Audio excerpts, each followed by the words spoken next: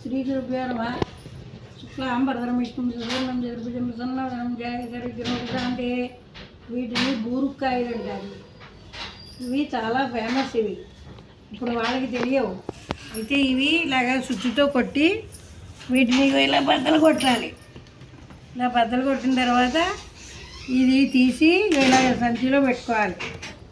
పెట్టిన తర్వాత వీటిల్లో ఇలా మిరియాల గింజలు ఉంటాయి.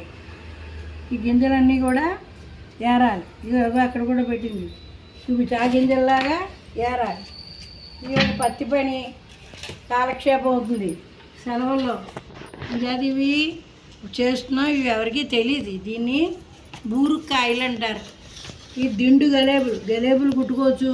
గలేబులు దిండు పెట్టి ఇందులో మళ్ళీ పైన గలేబు పెట్టచ్చు. పరుపులు కుట్టుకోవచ్చు చక్కగా. పిల్లలకి చంటి పిల్లలకి అటు ఇటు వీళ్ళు బోర్లా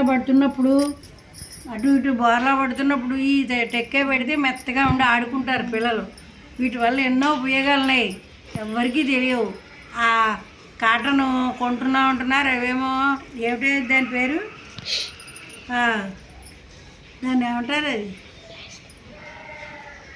కుక్కీదే ప్లాస్టిక్ది పెడుతున్నారు. అవి బొమ్మల్లోనూ అవి ఆ బొమ్మల్లో పెట్టింది తెల్లడగలేబుల్లో పెడుతున్నారు. అదే తల కింద పెట్టుకుంటున్నారు.